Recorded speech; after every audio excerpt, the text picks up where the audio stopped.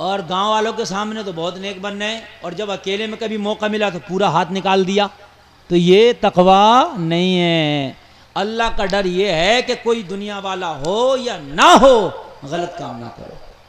کوئی نماز کو کہنے والا تم سے ہو یا نہ ہو نماز نہ چھوڑو. جنگل میں بھی ہو تو پڑھ لو، سفر میں بھی ہو تو پڑھ لو، حضر میں بھی ہو تو پڑھ لو، جیل میں بھی ہو تو پڑھ لو، کہیں بھی ہو نماز پڑھ لو. اس لیے کہ دنیا کے لیے نہیں، رب کے لیے پڑھ رہے ہیں. اللہ ہر جگہ دیکھتا ہے تو پھر کیوں چھوڑیں؟ خدا کا ڈر ہوگا تو پڑھے گا. ہے نا؟ بہت سے لوگ کہتے ہیں یار اللہ سے ہم بہت ڈرتے ہیں، اللہ سے بہت ڈرتے ہیں، نماز ایک ٹائم کی نہیں پڑھتے. بھائی کیسے ڈرتے ہو؟ اگر اللہ سے ڈرو گے تو بھائی نماز کیسے چھوڑ دو؟ کہتے نہیں کہتے اور یہ بھیا ان پڑھے لکھوں سے تو ہم ہی بہت زیادہ ڈرتے ہیں، بہت ڈرتے ہیں. بھائی کتنا ڈرتے ہو؟ نماز پڑھتے ہو کہ نماز تو نہیں پڑھتے تو کہاں ڈرتے ہو؟ نماز اگر ڈرو گے تو نماز پڑھو گے، اللہ سے ڈرو گے تو حرام کام نہیں کرو گے. بولو بھائی بات ہے کہ نہیں ہے؟ اللہ سے اگر ڈرو گے تو برا کام نہیں کرو گے. اور اللہ سے ڈر پیدا کرو. نہ حکومت تمہارا کچھ کر سکتی ہے لوگوں، نہ کوئی جماعت تمہارا کچھ کر سکتی ہے، نہ بادشاہ کچھ کر سکتا ہے لوگوں.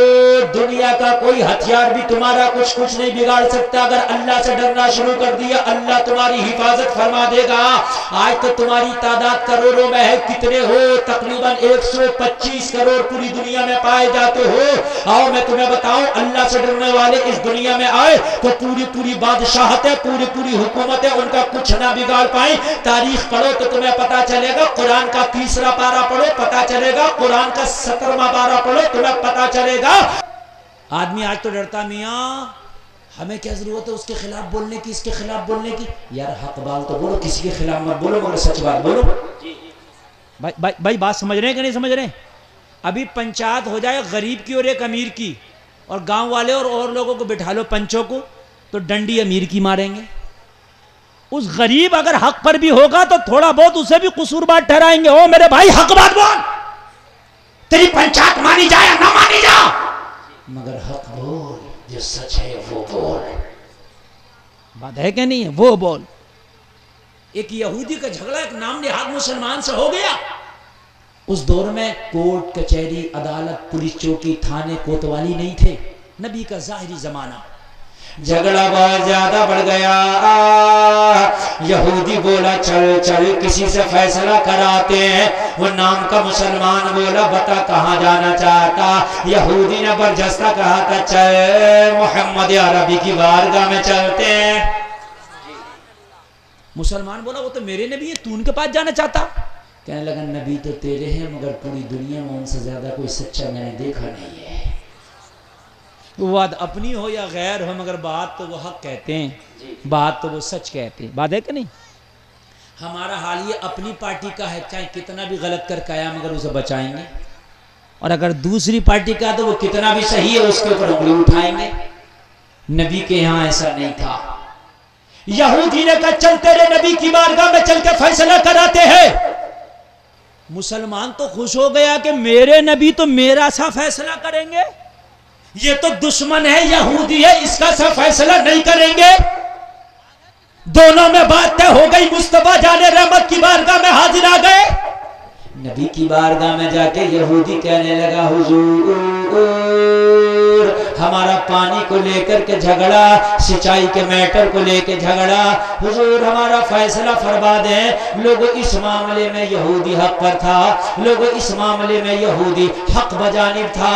میرے نبی نے دونوں کی بات سنی، میرے نبی نے دونوں کے مقدمے سنے، اور سننے کے بعد میرے نبی نے فیصلہ یہودی کے حق میں دے دیا. اس لیے کہ وہ سچ پر تھا، وہ حق پر تھا.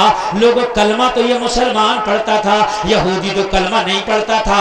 مگر میرے نبی نے یہ نہیں دیکھا کلمہ کون پڑھ رہا ہے، کون کلمہ نہیں پڑھتا ہے. میرے نبی نے یہ دیکھا کہ حق پر کون ہے. یہودی کے حق میں فیصلہ دے دیا. مصطفیٰ کا فیصلہ یہودی کے حق میں دینا تھا. لوگوں ذرا غور کرو، یہودی تو بڑا خوش ہو گیا، خوشی خوشی جھوم کر فیصلے کو مان لیا. یہودی نے فیصلہ مانا تھا. مسلمان جو نام نہاد تھا کہنے لگا اس فیصلے کو میں نہیں مانوں گا. یہودی نے کہا تو اپنے نبی کا فیصلہ نہیں مانے گا؟ میں نے تو مان لیا. کہنے لگا نہیں فیصلہ تیرے حق میں ہوا اس لیے نہیں مانوں گا. ہائے ہائے تو یہودی بولا پھر کس کا فیصلہ مانے گا؟ مسلمان بولا کہ چل عمر کی عدالت میں چل، عمر کا فیصلہ مانوں گا۔ اس نے سوچا کہ نبی آمینہ کے لال تو نرم طبیعت کے ہیں، اس لیے انہوں نے فیصلہ اس کے حق میں دے دیا۔ عمر بہت سخت طبیعت کے ہیں، عمر میرے ہی حق میں فیصلہ دیں گے۔ یہودی کہنے لگا تو نبی کا فیصلہ نہیں مانتا، عمر کا مانے گا؟ ہاں۔ کہنے لگا اگر عمر کا فیصلہ ماننا ہے تو چل عمر کے پاس چل وہاں چلتے ہیں۔ دنیا ہائی کورٹ سے تو سپریم کورٹ میں لے کے جاتی ہے، مگر یہاں الٹا ہے، سپریم کورٹ سے ہائی کورٹ میں مقدمہ جا رہا ہے۔ بات ہے کہ نہیں؟ نیچے سے اونچی عدالت میں تو لے کے جاتے ہیں مقدمہ، لیکن اونچے سے نیچے میں نہیں، یہاں الٹا ہو رہا تھا۔ نبی کی بارگاہ میں دونوں پہنچے، عمر کی بارگاہ میں دونوں پہنچے۔ حضرت عمر نے فرمایا کیسے آنا ہوا؟ یہ جو مسلمان تھا کہنے لگا عمر ہمارا ایک چھوٹا سا مقدمہ، اسی کو لے کے آئے، فیصلہ فرما دو۔ حضرت عمر ابھی سنی رہے تھے، کچھ بول نہ پائے، اتنے میں یہودی نے کہہ دیا عمر یہ فیصلہ تو تمہارے نبی سنا چکے ہیں میرے حق میں، مگر اس کا یہ کہنا ہے کہ میں نبی کا فیصلہ نہیں مانوں گا۔ عمر کو جلال آ گیا، غصے میں چہرہ لال ہو گیا۔ حضرت عمر گھر کے اندر گئے، لوگوں ذرا غور کرنا، ننگی تلوار نکال کے لائے، ننگی تلوار سے جو نام نہاد مسلمان تھا، جو کہہ رہا تھا نبی کا فیصلہ نہیں مانوں گا، عمر نے اپنی تلوار کا ایک ہاتھ مارا، اس کی گردن کو صاف کر دیا۔ لوگوں لاش زمین پہ تڑپ رہا ہے۔ حضرت عمر نے جلال میں آ کے کہا جو میرے نبی کا فیصلہ نہیں مانے گا اس کا فیصلہ عمر کی تلوار کرے گی۔ حق بولو، سچ بولو، زندگی اللہ کے ہاتھ میں ہے، موت اور زندگی دینے والا خدا ہے۔ بات جب بھی آئے تو حق بولو، سچ بولو، جو حق پر ہے اس کی طرف داری کرو۔